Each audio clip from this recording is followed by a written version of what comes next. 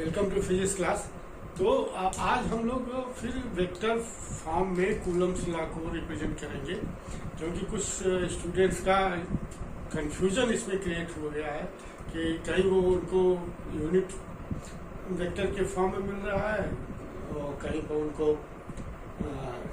Position vector के form में मिल रहा है, तो इसलिए ये कंफ्यूजन सा होगा। तो हम इन दोनों ही मेथड को एक डिटेल में आपके सामने लाने की कोशिश करते हैं।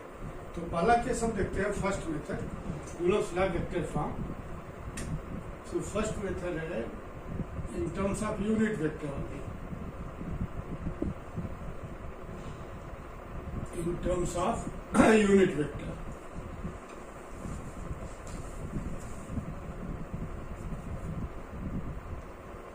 ठीक है, तो बिल्कुल सिंपल तरीके से हम लोग इसको देखेंगे। Suppose these are two charges Q1 Q2,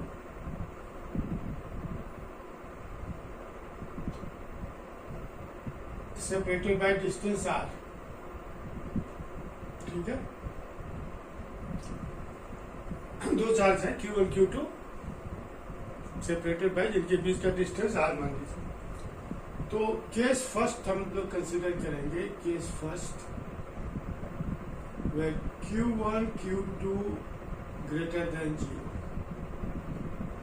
Q1 Q2 greater than 0 means product Q1 Q2 का जो प्रोडक्ट है पॉजिटिव है। इसका मतलब क्या हो गया, either both the charges are positive और बोथ आर नेगेटिव, तभी तो प्रोडक्ट ग्रेटर देन 0 होगा, पॉजिटिव होगा। ठीक है,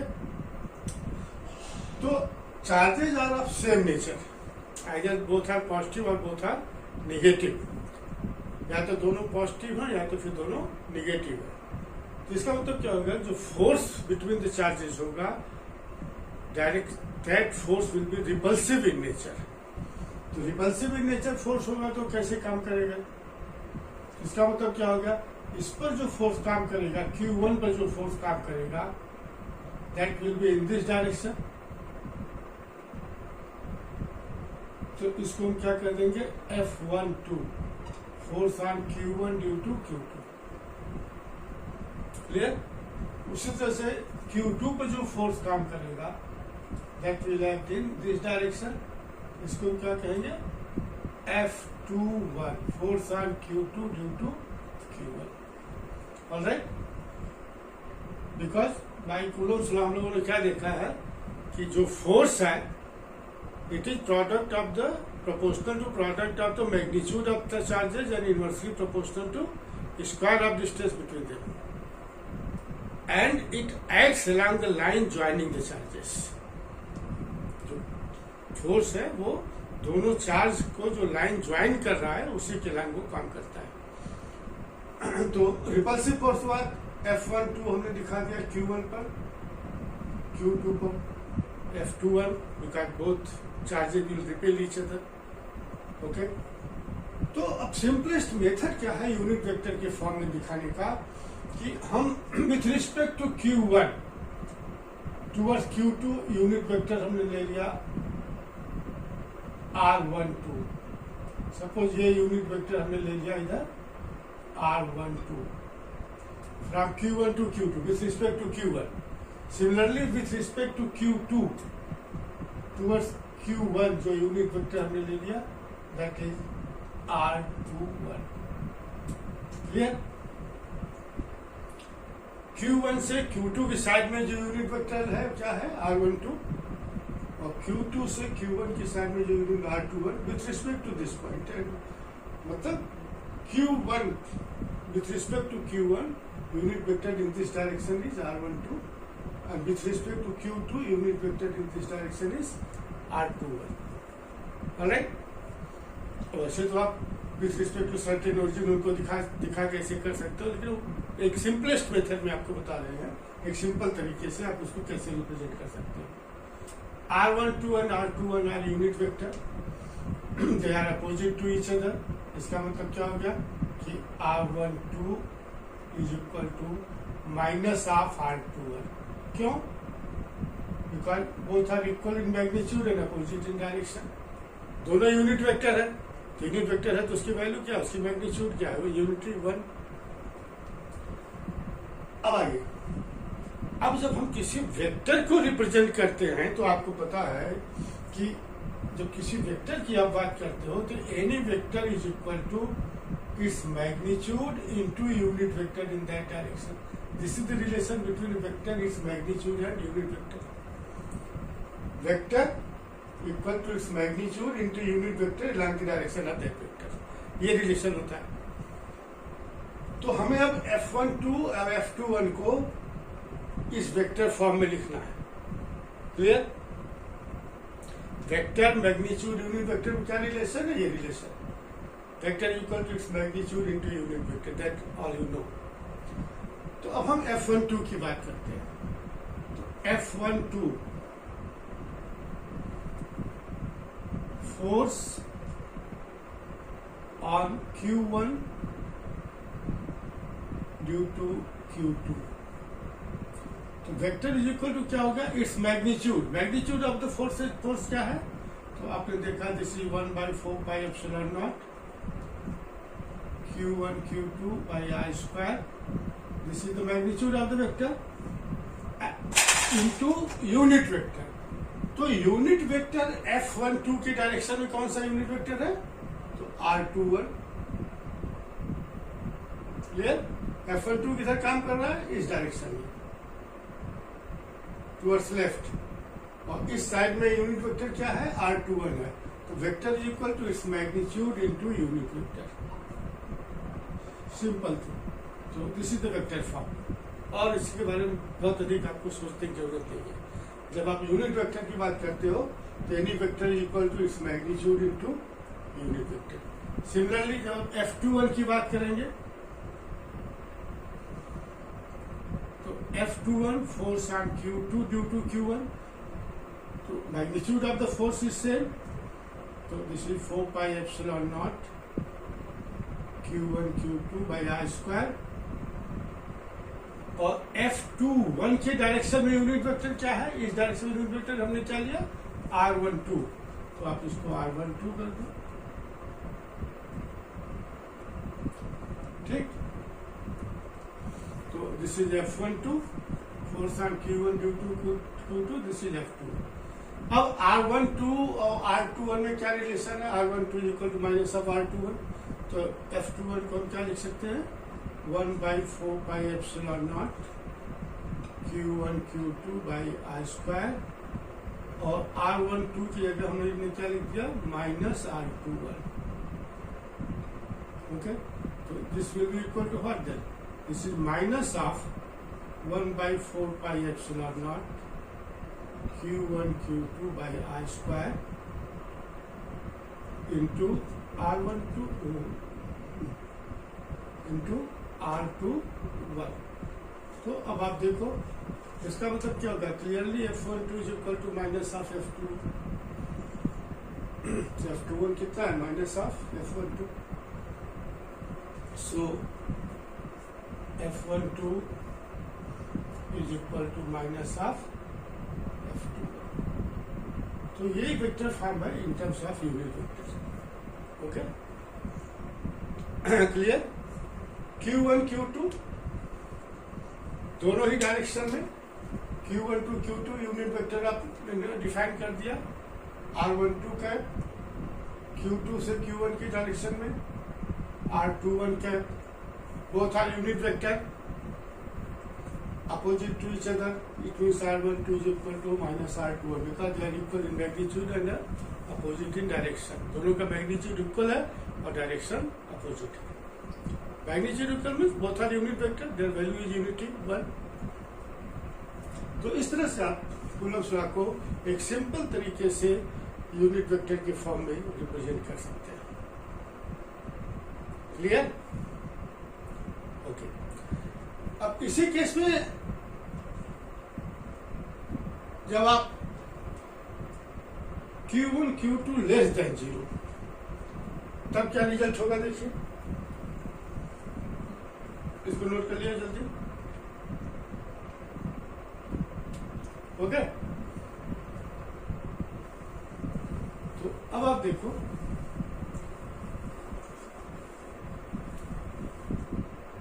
सेकेंड केस टू क्या है कि this product is less than zero. Case two Q1 Q2 is less than zero. Less than zero means this product is negative.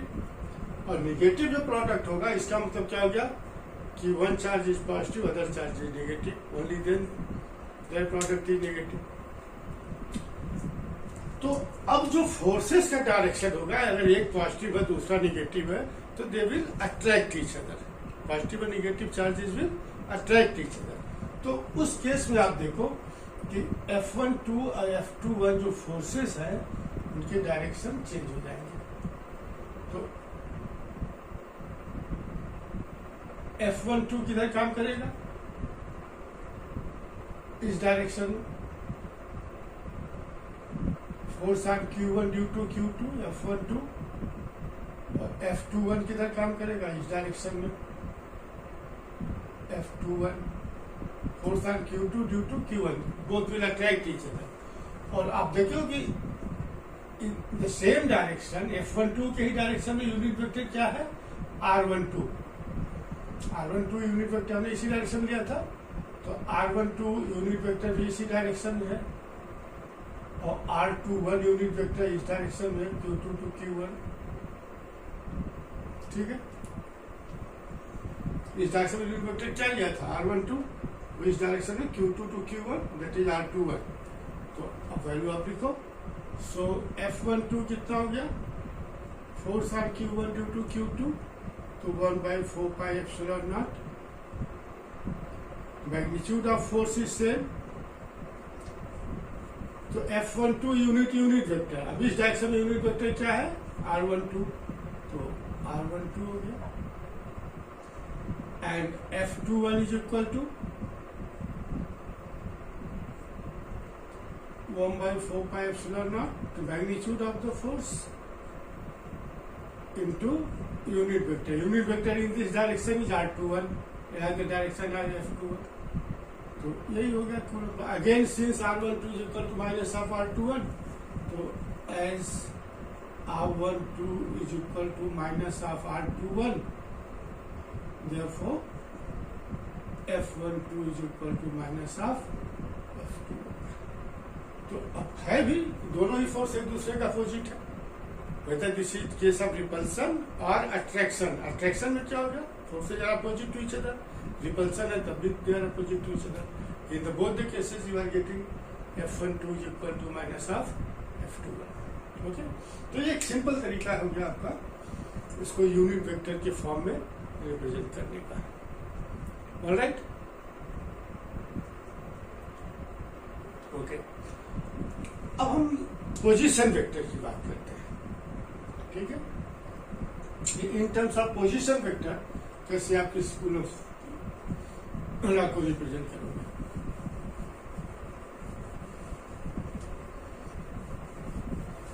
तो सेकेंड केस है vector form of Coulomb's law in terms of position vector. आप उसको second method कर दो. Second method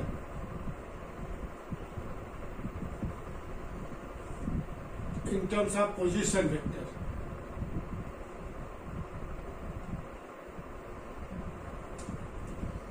In terms of position vector.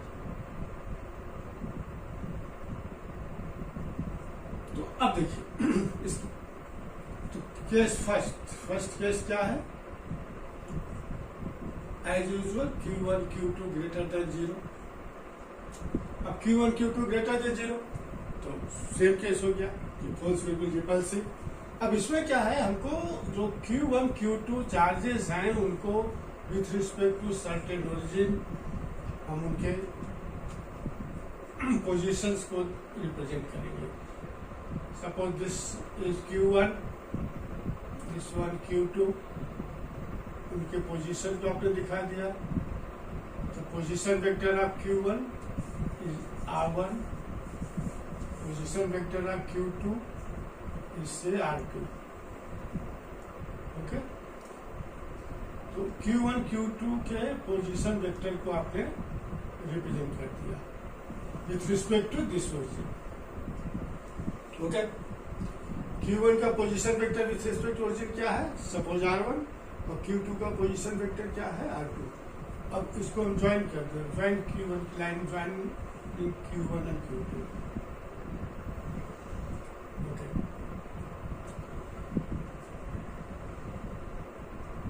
और इसका हमने कुछ नाम दे दिया, सपोज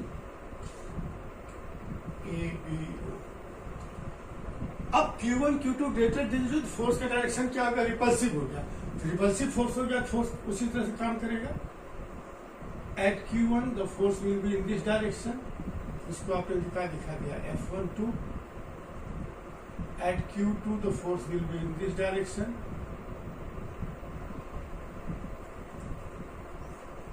तो इसको हमें क्या दिखा दिया? F21.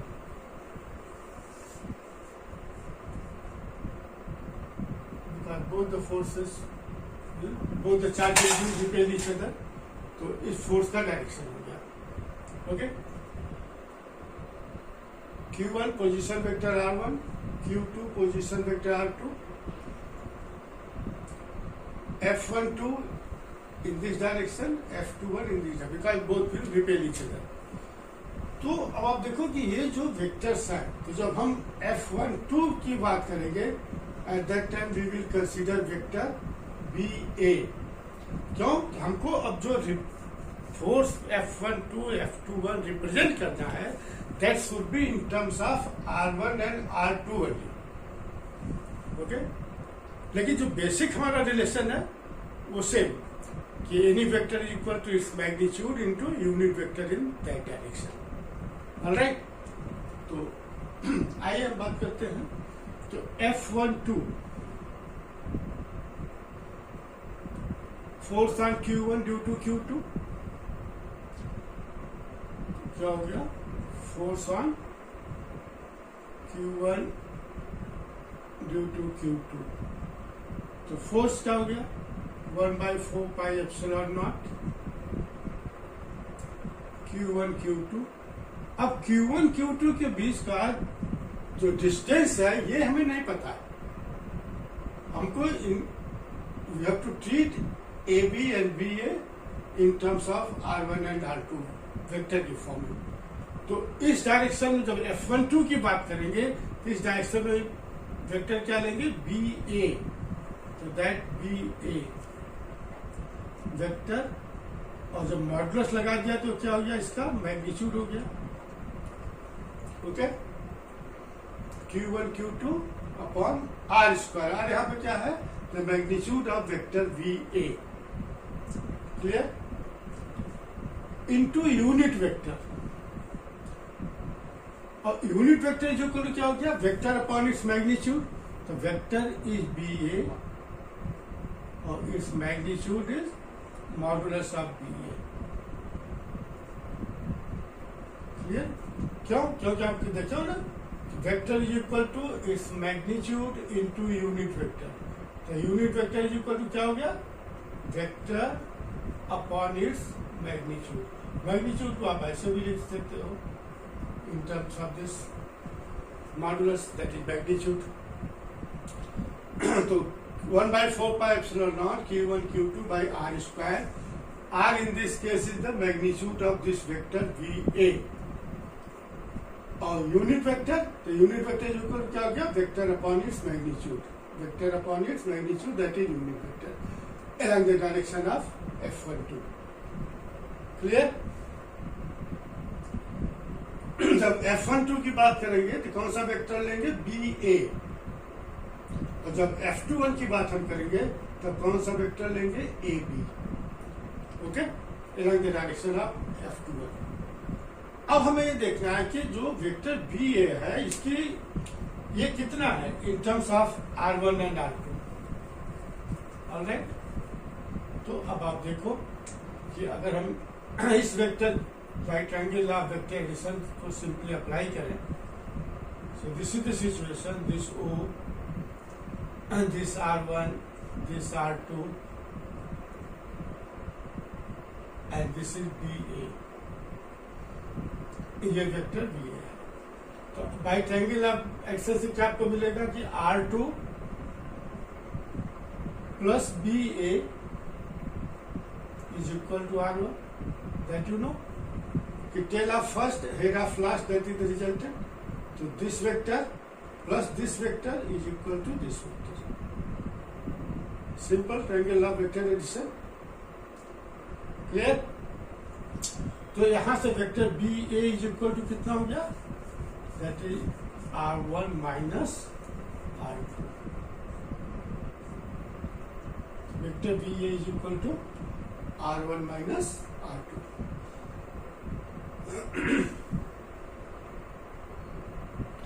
राइट? ओके. अब इस BA की वैल्यू यहां पर आप पुट कर दो, तो that will be then 1/4 pi epsilon not Q1 Q2 upon BA कितना हो गया? R1 minus R2 whole square into this one, so that is Q BA into BA square into this B. तो into vector BA कितना है? R1 minus R2. तो ये आप देखिए यही F12 की वैल्यू होगी, मतलब F12 वेक्टर. ऑलराइट? तो इस तरह से F12 की वैल्यू को हमको केवल पोजीशन वेक्टर के टर्म में ही रिप्रेजेंट करना है. तो जो यूनिट वेक्टर है, unit vector equal to vector upon इस मैग्नीट्यूड. F12 की बात करेंगे तो हम कौन सा वेक्टर लेंगे? BA. अब आप यहां से देख रहे हो कि R1 R2 और BA के बीच में क्या रिलेशन है कि R2 this vector plus this vector is equal to tail of first head of last is equal to R1. तो this is the relation between R1 R2 and BA. यहाँ से BA की value कितनी मालूम होगी? R1 minus R2. अब वही BA की वैल्यू आप यहाँ पर पुट कर दो तो आपको F12 मालूम. क्लियर? इसी तरह से जब आप F21 की बात करोगे तो कौन सा वेक्टर लोगे? AB. तो जब हम AB की बात करेंगे तो वहां क्या हो जाएगा कि R1 plus AB is equal to R2. तो AB इज इक्वल टू क्या हो जाएगा? R2 minus R1. Exactly in the same वे. बस हो जाए कि जब आप वेक्टर AB की बात करोगे तो देखो दिस वेक्टर AB. तो AB कितना हो जाएगा?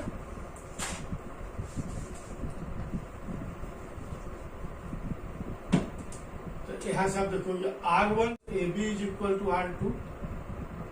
R1 plus AB is equal to R2. तो vector AB is equal to how much? R2 minus R1. Simple. तो जब आप F21 की बात करोगे exactly the same way F21 will be equal to 1/4 pi epsilon not Q1 Q2 upon BA की जगह क्या हो जाएगा? AB हो जाएगा. AB modulus Q into vector AB. Exactly in the same way. तो अब ये वैल्यू क्या हो जाएगी? 1/4 pi epsilon not Q1 Q2 upon AB कितना है? R2 minus R1. तो R2 minus R1 this cube into R2 minus R1. तो ये आप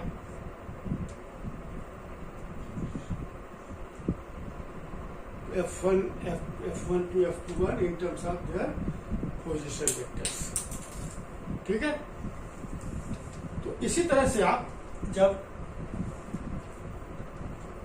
सेकेंड केस कंसीडर करोगे Q1 Q2 less than 0, forces क्या हो जाएगा? वो अट्रैक्टिव हो जाएगा. तो अट्रैक्टिव हो जाएगा तो F12 को Q1 को फोर्स किधर काम करेगी? इधर काम करेगा. Q2 को फोर्स किधर काम करेगी? इधर काम करेगा. तो उस तरह से आप उसको देख सकते हो. तो देखिए कैसे रिप्रेजेंट करेंगे. केस 2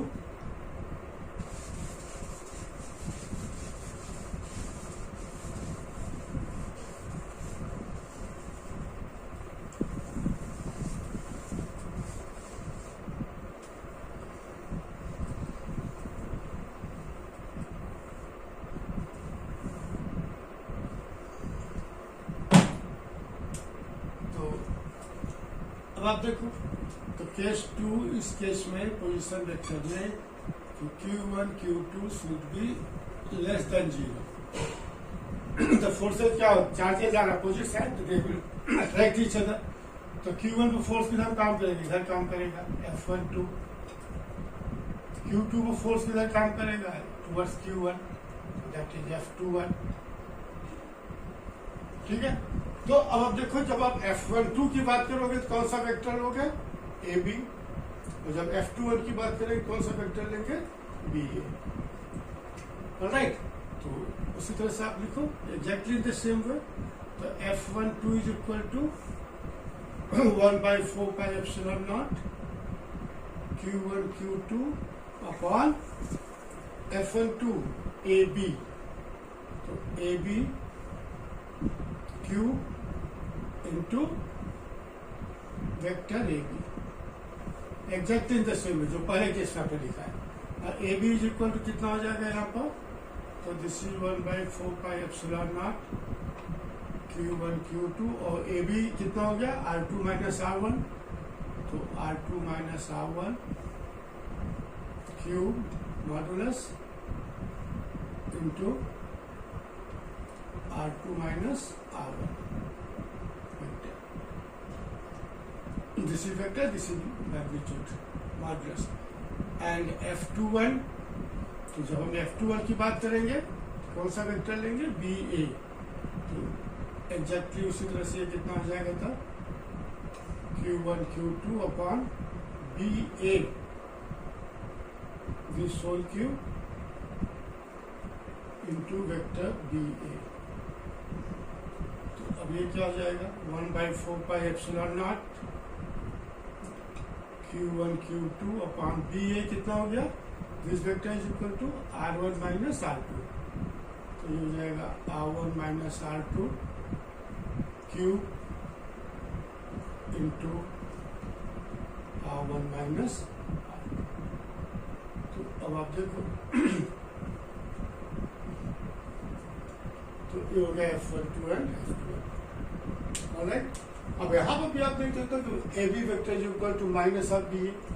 तो again you will get forces F12 is equal to minus of F2. Okay. So these are the two different methods of representing Coulomb's law in vector form. First method क्या होगा, in terms of unit vector. Second क्या होगा, in terms of their position vector. तो इसमें अब आपको कोई confusion नहीं होना चाहिए. ठीक है. अच्छा, उसको अब देखिए जो यहाँ पोजीशन वेक्टर की बात कर रहे हो आप बिल्कुल सिंपल ढंग से अगर इसकी आप केस देखो तो अगर हम इस पोजीशन को भी इस तरह से सिंपल फॉर्म में, सिंपल फॉर्म में कैसे कर सकते हैं कि मान लीजिए Q1 Q2 चार्जेस है, सेपरेशन के बीच का R. So both are positive. तो force on Q2 will be what in this direction. एक सिंपल बात करते हैं, इस डायरेक्शन में यूनिट वेक्टर क्या है, R कैप.